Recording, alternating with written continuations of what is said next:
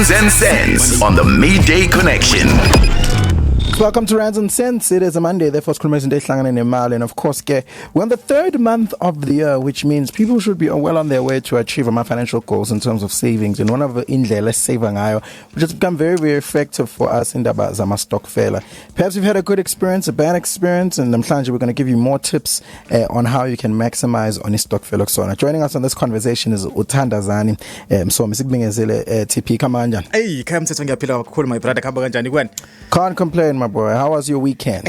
My brother, my weekend ibimnandi kakhulu mfethu umuntu bekade busy ke kunama event uyazi emakhaya mfethu ihleziziwa so bekade ngilapha ngasekhaya ozwathini Apri Sport ngimenyiwe kunalo mcimbi kuthiwa uyibizwa. I'm not sure kwenziwa nebizweni manje kuyibizwa mnganami kusuke kahle kusamthembiso kusamthembiso umcimbi la kusuke khona umkhwenyana efika kamakoti kuzombeswa kushawa nendishi not exactly so umcimbi wenzeka before umshado so just that umkhwenyana uzofika nje officially njengamanje kushawe nendishi indishi ke kusuke kushawa imali lapho so besibuka nje amatawa ngamatawa bewaphonza hayi yabo sinaso kudlalela indishi ngekutala ngifuna indlela emangalisayo le ndishi sikhuluma ke ngendlela yokusave namhlanje so sikhuluma indaba ngeDokfela mhlambe maybe just to start us off in the conversation why have iDokfela been such a powerful tool yokusave la eMzansi ngingathi number 1 ikhaya mthetho nawe DJ Sonic ama Stokfela asa remained as a powerful tool yokusave eMzansi because ipoint lokuqala they are built in a community budwami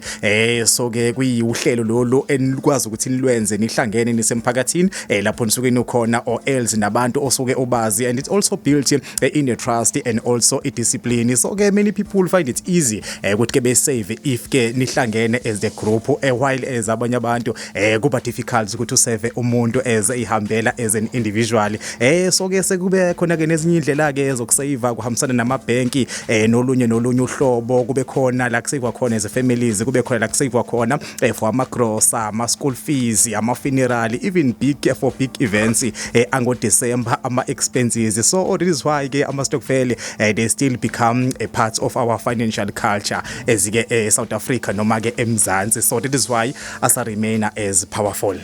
Ngikhumbula ngaba umphathi mafa weStokfela yes imali ngangifihla ngaphansi kombhede risk ne high risk but at least to my next question ukuthi ke how have iDokfela ke evolved with the technology and abe modified now with financial systems mfowethu esikhathini samanje DJ Sonic nawe ekhaya mthethwa technology has changed ama Stokfela in a big way today many groups are using ama bank accounts so le yaphansi komantrust sesadlula kuyona mfethu le igoqoqoqo o5 liters sesadlula kuyona they even go wena Sonic bezobe fika ekutheni kube khona ama mobile banking app kube khona even ama WhatsApp group for communicate nokuveza ama proof of payment ukuthi ke mina sengicontributile phinde ke kwazi ukuthi ngalawe technology bekwazi ukuyimanage kahle lento ye communication kuyiDokfela zethu esisuke zenza so ke ama Stokfela they even use ama digital record keeping and ke ama investment platform to track their savings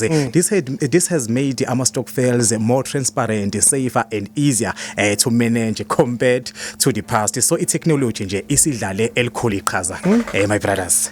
And how do I go about choosing the right Stokfela in terms of just making sure that sengenzile mhlambe due diligence yami ngichecka kanjani no le Stokfela is one is right for me? The thing number 1 khaya mthethwa nabalaleli besemakhaya choose ipurpose ya Stokfela because awufuna ukungena entweni ongayazi ukuthi ke inhloso yayo ikuphi kufana nokushada nomuntu ukuthi ushada nomuntu awumazi yena ama dreams amaphupho ifiso zakho ukuthi ke zileleke so that is the number 1 point ebalekile ukuthi ke understand the purpose ya Stokfela ukuthi mhlambe is it for groceries is it for saving or investing and secondly make sure that the group has a clear rules and also ke ama trustworthy members awufuna ukuyifaka entweni enama rules azabuyacikizela ethi imali sesiyayihlukanisa manje nibe nisaqhubeka or else utshela ukuthi imali sibolekisile izobuya inenzalo so you must make sure ukuthi ke i-communication clear and ke trustworthy members enwafakile khona a safe Stokfela should also have i-bank account kube khona ama proper records ungavuma ungena entweni engenama records because iDokfela eziningi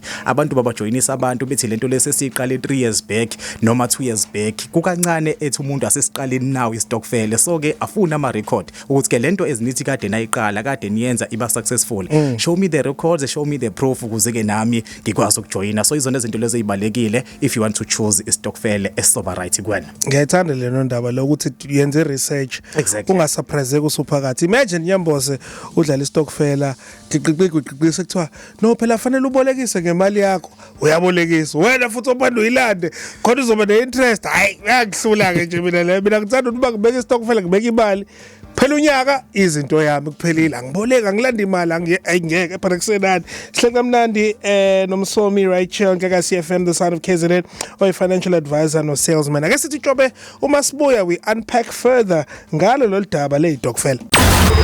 Rands and Cents on the Midday Connection. Yeah, within Rands and Cents and isiblome kamnandi noThandazani TP Msomo nomndayi. Sikhuluma ngayitokfela ke namhlanje and itokfela ibalekile. Mina bafethu lese yabo kuthanda inyama. Hayi, mina lese ngoba ngithi nje togetherness espanini ngezokhulula ethi hayi la stokfela senyama ngajoyina. Manje sengihleli ngiyicabanga lento sengijoyinile 3 months into paying ngisayibo. Angathi ngikakamelile nje. Inikule nyama zophuma. Inkomo uzovula ibhushu udayise bafu. Shothi uzosidayisela ke thina abanye. Hayi awuqasa ukudayisela ukhaya inyama. Isijumbani. Okay ngoba ethake kuvakashele bro. Zoshaya inyama. Talk basumlilo but obviously nami ngizama ukuthi kujatshule is coming back to the next question TP Vethu. Can istokfela be used not only to save imali but also mhlawumbe be an investment okuyenza kube into yowakhe wealth?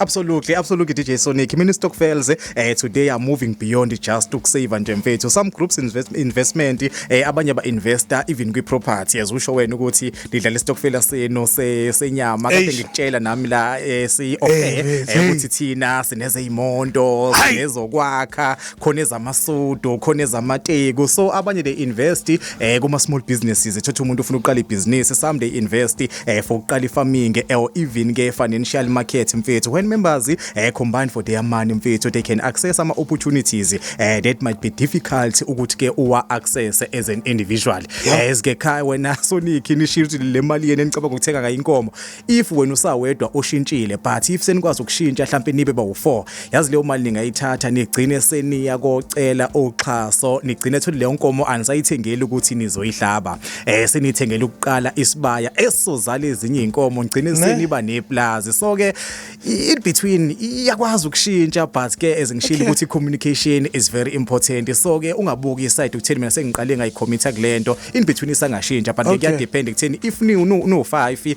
obvious 60% should always win but I'm not ke saying ngiyaphuma manje uyoshintsha abanye umqondo ngisafuna ukudla inyama ngoDecember ngeyindawo. You know, we've been talking about all the positive things about itokfela. Maybe let's go into some of izinto that might be risk factors that one needs to look into. Sure. Yabona ke leyo inzima kakhulu ekhaya because ukuqala it's a lack of trust. Mangikhuluma lo ngikhulume njalo ngifaka I trust ukuthi is very important. Bese kokusibili I risk ebakhona it's a poor record mfethu. Abanye abantu masebeyisendile imali is very important ukuthi senda iPOP because masenihlukaniza ngoDecember kuzothiwa ayi ngeke Sonic uMarch noOctober awuveli wena awushayanga awenzanga kahle thola ukuthi wena imali wayikhipha but ukuthi istokfela senu sinepoor record keeping kuyakwazi ukuthi ke lokho kunihlukumeze mfethu sometimes ke ne mismanagement iyakwazi ukuthi ke infake kwi risk if ke umuntu olumanagela ama funds wenu noma imali yenu phecelezi leadership ayikho too responsible kuyakwazi ke lokuthi ke kube i risk kakhulu but ke esikhathini esiningi amanye ama members sometimes bayafail ukuthi ke be contribute consistently mhlawumbe sometimes uthi umuntu sekuba khona ukuphuka komlenze lokho kuyayilimaza istokfela senu nama disagreements lento leni themi ngabe niqala nayi committer to a goal but if senihamba in between sekuba nama disagreements abakhona lokho kuba kwenza I high risk istokfela senu because abanye maseniphikisana omunye uzoduba egcine ethi hayo seyaphuma then ke lapho sesiba ke unsuccessful but ke ukuba ne strong leadership nibe transparent is very important kwi group ze stokfela. Mhlawumbe silalele manje sine stokfela mhlambe futhi silalele manje ekhaya sesicabanga ukuqala istokfela mhlambe what rules or ama structures should every stokvel have to keep i-transparency nokuba fair nje kwestokfeleni zethu? Number 1 DJ Sonic ngingathi you must have a written constitution or agreement. Yonke into eniyenzayo ziqala nje sibekwa mayibhalwe phansi. Number 2 nibe ne clear contribution amounts and date. Ningathi nikhipha 500 but umunye ngenye inyanga ukhipha 300. Ningayibekeli futhi ama date ahlukahlukene. You must all have should even it nonke mhlambe nihola ngama date angafani but akubeke ukuthi akuthi kushaya umhla ka30 everyone use contribute ingabe khona umuntu uzofaka ngomhla ka1 and ke okunye kubalekile a bank account instead of keeping cash asayifake ngaphansi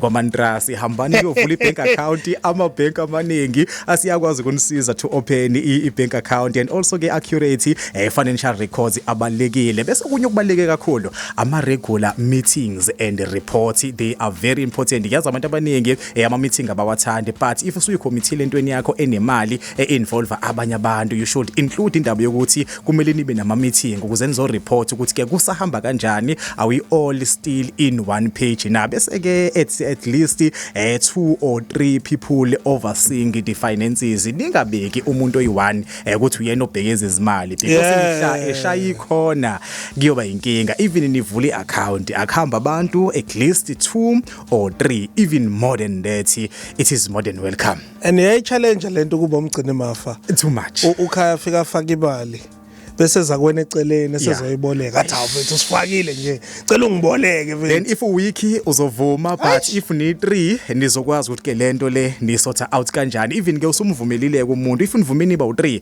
esehluleka ukuyibuyisa imali nizokwazi ukumcover because ni ba u3 but if uvume wedwa then usiyaflopa awumjida wami usuyaflopa nami kunzima ukukukhavela then istokfela sesiyonakala just like that sure. TB, thank you so much for your time and we really appreciate it. Abantu maybe befuna ukuqhubeka le conversation nawe bakuthola kanjani? Kulula kakhulu ekhaya umthetho no DJ Sonic nabalaleli besemakhaya enkundleni zokuxhumana ngikhona nje ezothandazani TP Msomi. It could be Instagram, TikTok, LinkedIn na ku Facebook. Ku WhatsApp ngiyatholakala futhi 0723181171 0723181171. Abantu abaqala idokfela angakabi late if beningakaqali ngoJanuary nisangaqala namanje rather start late than never. Gagasi FM.